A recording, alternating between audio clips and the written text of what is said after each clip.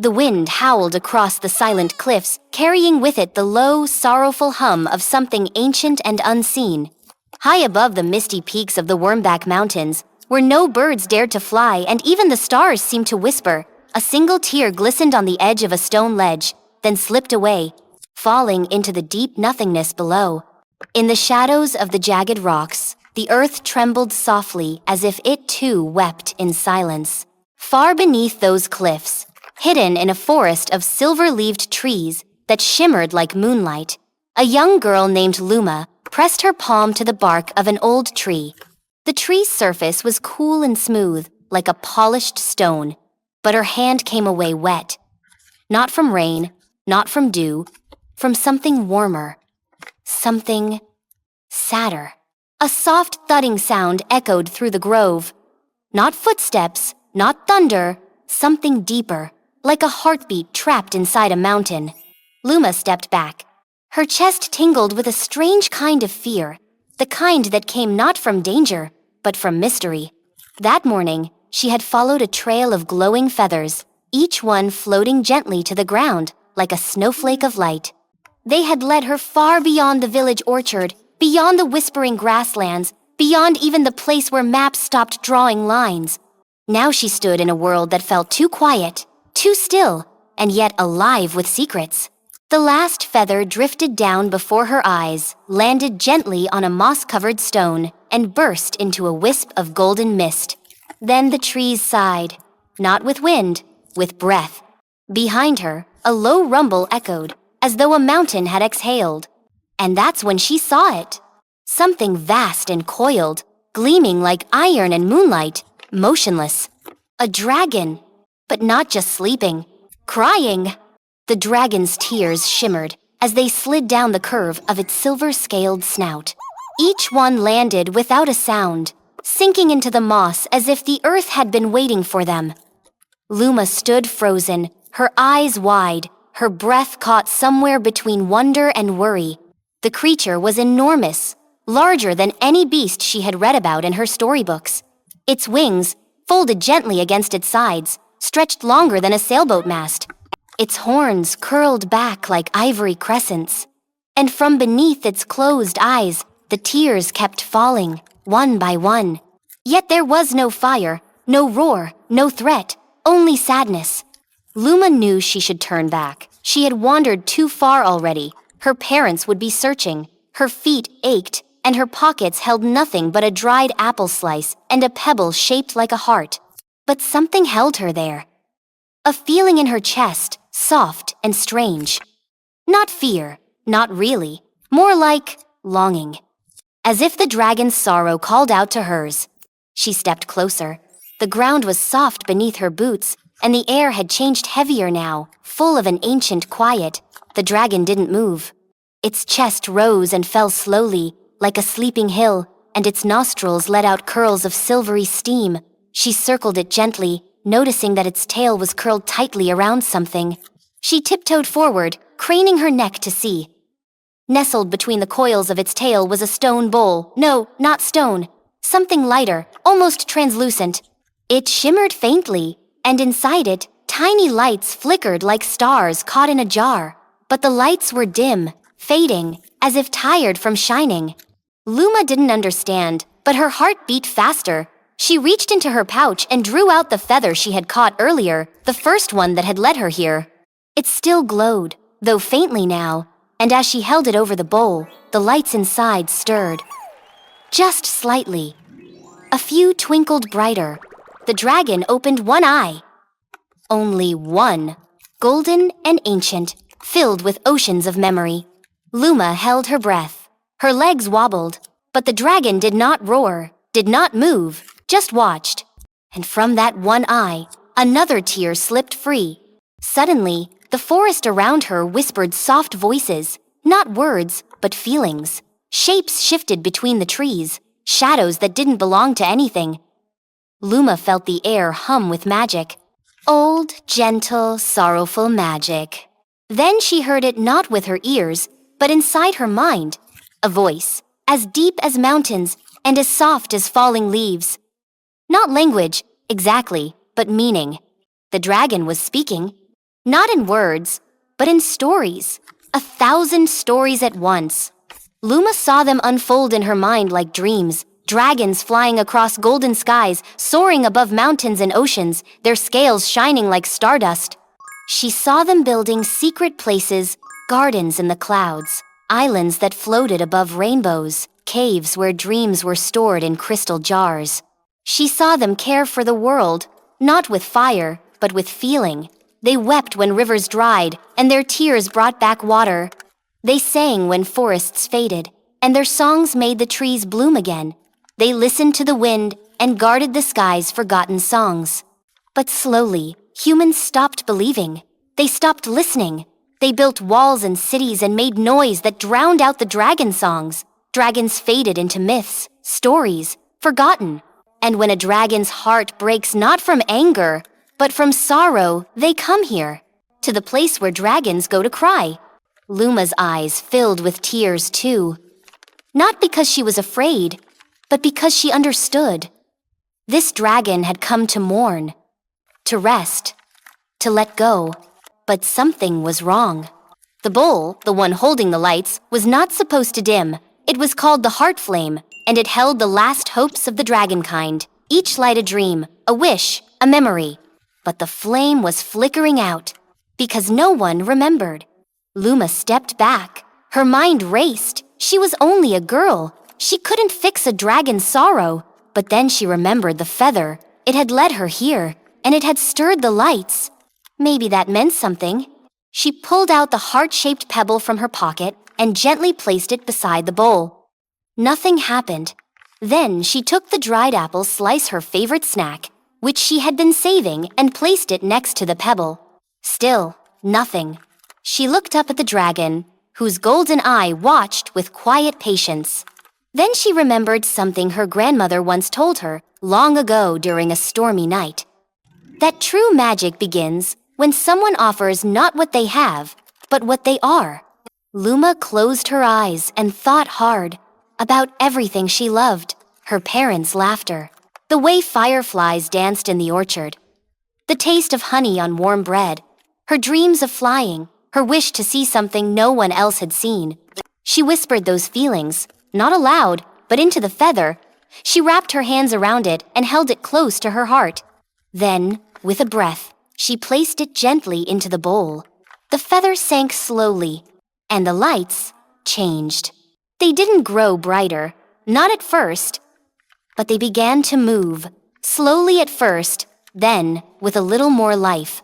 One by one, the tiny lights swirled, circling the feather like moths to a flame. The dragon stirred. A low hum filled the forest like a lullaby made from wind and water. The trees bent slightly, as if bowing. The moss beneath Luma's feet glowed faintly. The heart flame was waking. Then came the sound, soft and aching. A single note, sung not from throat, but from soul. The dragon was singing. It was a song of gratitude, of hope, sparked once more. Luma felt her chest bloom with warmth. She didn't understand how or why, but something in her had mattered, had helped. The dragon slowly rose, unfolding its wings like great silver sails. It moved with grace, ancient and noble, its sorrow softened by something new. Not joy, not yet, but peace. Then it turned its head toward Luma and lowered it until its eye met hers. She felt the warmth of that gaze, as if the sun itself had stopped to notice her. A soft breath escaped the dragon's nostrils, and the mist swirled around her like a gentle hug. Then, with a powerful push, the dragon leapt into the sky. Luma watched it rise, higher and higher, until it became a speck of light against the blue. She looked down at the bowl. The heart flame still shimmered, but it was stronger now. The feather floated in its center, glowing brighter than before. And as she turned to leave the forest, the trees seemed to whisper her name. Not with sound, with feeling. Luma. The girl who remembered, the girl who gave. And far above, where the clouds gathered like dreams, the dragon's cry rang out not of sorrow, but of song. The sky had turned a pale orange by the time Luma began her journey back through the forest. Each step felt lighter, as if the ground itself was helping her along. The trees no longer loomed with quiet sadness, they shimmered gently, as though the magic of the dragon's song still clung to their leaves. But the path home was not the same. Where once there had been silver grass and soft moss, now jagged thorns grew, thick and dark, like coils of shadow. They writhed slightly, even without wind. Luma's heart skipped. She turned, expecting to find the way she came, but behind her, the path was gone. The air had changed. Heavy, cold, still. A low growl echoed from somewhere deep in the trees. Luma clutched her pouch, now almost empty, and stepped forward carefully. She tried to remember the dragon's warmth, the peace she had felt, but the forest around her was no longer the same. The magic here had twisted. It wasn't sorrow anymore. It was anger. Shapes slithered between the trunks, dark, tall, and wrong. Not creatures. Not exactly. More like shadows pretending to be beasts. Eyes opened in the bark of trees. Mouths formed in the fog. The forest whispered again, but now it hissed instead of hummed. Something was coming. From the darkness ahead, a figure emerged. Not a person, not an animal, a tangle of smoke and claws and broken dreams. It had no face, only a mask of cracked stone, and from its chest glowed a hollow flame, pulsing faintly. Luma froze.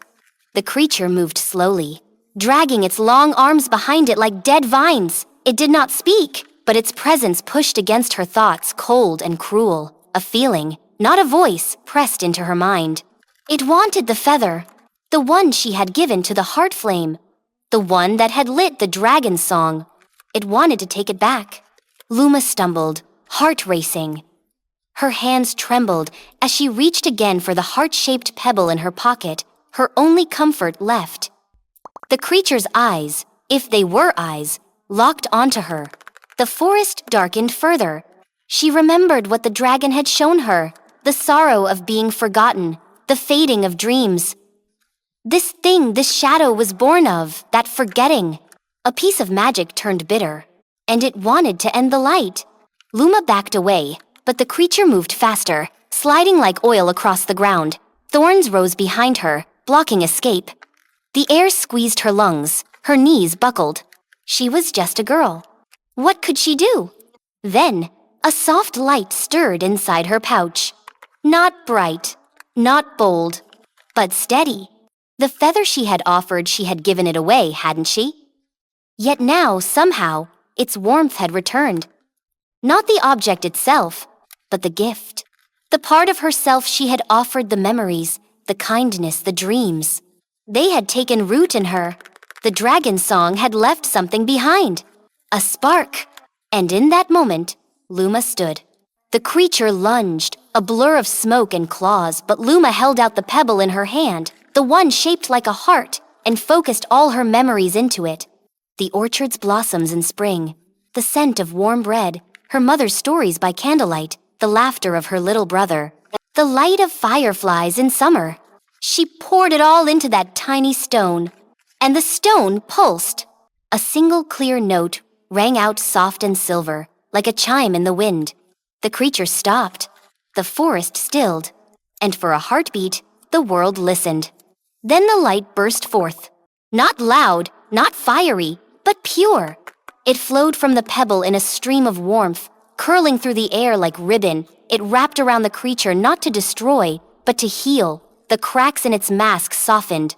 The hollow flame in its chest flickered. The creature shuddered. And for the first time, it cried. Dark tears rolled down its smoky face, turning to light as they fell. The claws lowered. The thorns shrank back into the earth.